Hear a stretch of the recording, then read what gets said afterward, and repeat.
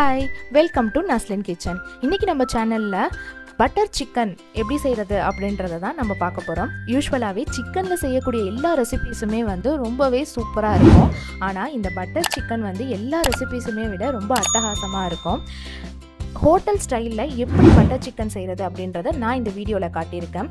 கண்டிப்பாக ஹோட்டல் ஸ்டைலில் நீங்கள் ஹோட்டலில் சாப்பிட்ற அதே டேஸ்ட்டில் தான் இருக்கும். ட்ரஸ்ட் மீ, நான் யூஸ் பண்ணியிருக்கிற இந்த மெத்தடை ஃபாலோ பண்ணி நீங்கள் செஞ்சீங்க அப்படின்னா ஹோட்டலில் சாப்பிட்ற அதே பட்டர் சிக்கனை வீட்லேயும் செஞ்சு சாப்பிடலாம். வாங்க அது எப்படி செய்யலாம் அப்படின்றத வீடியோக்குள்ளே போய் பார்க்கலாம். ஃபஸ்ட்டு பட்டர் சிக்கன் செய்கிறதுக்கு நான் 200 கிராம் போன்லெஸ் சிக்கன் எடுத்திருக்கேன். இதை நம்ம ஒரு அரை மணி நேரம் மசாலாலாம் போட்டு நம்ம ஊற வச்சுக்க போகிறோம். அப்போ தான் நல்லா சாஃப்டாகவும் நல்லா ஜூஸியாகவும் இருக்கும். நல்லா உப்பெல்லாம் கறியில் நல்லா இறங்கி சூப்பர் டேஸ்ட்டில் இருக்கும். அதுக்கு சிக்கனை நம்ம ஊற வைக்கிறதுக்கு என்னென்ன இன்க்ரீடியன்ட்ன்றதை பார்த்துடலாம். ஃபஸ்ட்டு இஞ்சி பூண்டு பேஸ்ட்டு 1 டேபிள் ஸ்பூன் அளவு காஷ்மீரி மிளகாத்தூள், 1 டீஸ்பூன் அளவு கரம் மசாலா, தேவையான அளவு உப்பு, கொஞ்சமாக தயிர், 1/2 லெமன் ஜூஸ். இது எல்லாமே அந்த சிக்கனில் போட்டு நல்லா மேக்னேட் பண்ணி ஒரு 1/2 அன் ஹவர் நம்ம வெயிட்டீஸில் வச்சுருவோம். அடுத்தது ஒரு கடாயில் கொஞ்சமாக பட்டர், அதாவது 1 டேபிள் ஸ்பூன் அளவு பட்டர் எடுத்துக்கோங்க. தேவையான அளவு ஆயில்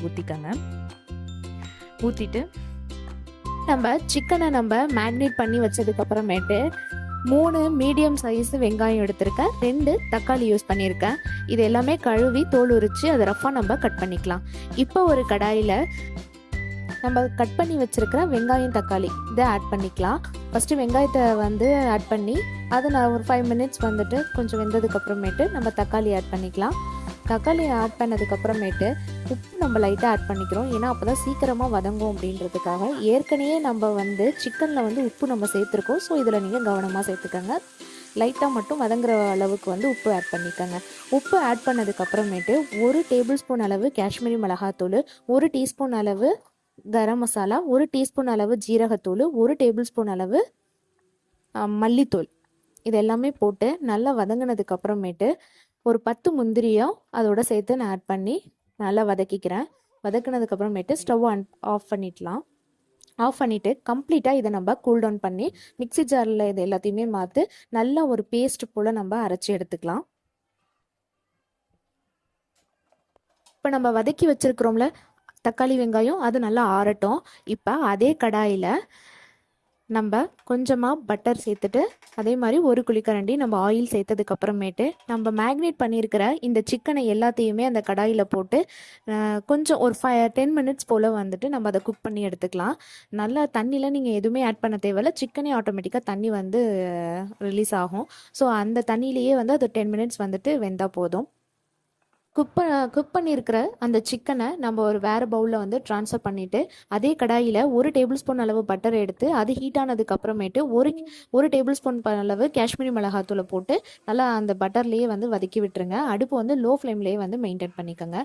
இப்போ நல்லா வதங்கினதுக்கப்புறமேட்டு நம்ம அரைச்சி வச்சுருக்கிற அந்த பேஸ்ட்டையும் அதில் ஆட் பண்ணிக்கோங்க. அந்த மிக்ஸி ஜாரையும் நல்லா கழுவி அலசி அதில் ஊற்றிட்டு நல்லா ஒரு 5 to 10 மினிட்ஸ் நல்லா கொதிக்கட்டும். இப்போ இந்த கிரேவி நல்லா கொதிச்சுக்கிட்டு இருக்கோம். கொதிக்கும் பொழுது நம்ம எடுத்து வச்சிருக்கிற அந்த சிக்கனையும் இந்த கிரேவியில் ஆட் பண்ணி ஒரு மிக்ஸ் பண்ணிடுங்க. மிக்ஸ் பண்ணதுக்கப்புறமேட்டு சைட் பை சைடு ஒரு காஞ்ச எண்ணெய் சட்டியில் கொஞ்சமாக கஸ்தூரி மெத்தியை போட்டு அதை லைட்டாக ஃப்ரை பண்ணி எடுத்துக்கோங்க. சும்மாவும் போடலாம். இந்த மாதிரி நீங்கள் ஃப்ரை பண்ணி போடும்பொழுது இன்னும் நல்லா ஃப்ளேவர்ஃபுல்லாக இருக்கும். ஸோ அதனால் நான் கொஞ்சமாக போட்டு நான் ஃப்ரை பண்ணி எடுத்திருக்கேன். லோ ஃப்ளேம்லேயே வச்சுக்கோங்க. டக்குன்னு சடனாக 2 செகண்டில் போட்டு எடுத்துருங்க. இல்லைனா ரொம்ப அது கரிஞ்ச மாதிரி ஆகிடும். ஸ்மெல்லும் ஒரு மாதிரி நல்லா இருக்காது நீங்கள் கிரேவியில் ஆட் பண்ணும் பொழுது. ஸோ டக்குன்னு சடனாக அதை எடுத்துட்டு தனியாக வச்சுக்கோங்க. இப்போ நான் 1/4 கப் அளவு மில்க் மிஸ்ட் ஃப்ரெஷ் க்ரீம் எடுத்திருக்கேன். இது நீங்கள் கிரேவியில் ஒரு 1/4 கப் அளவு நீங்கள் ஆட் பண்ணிக்கலாம்.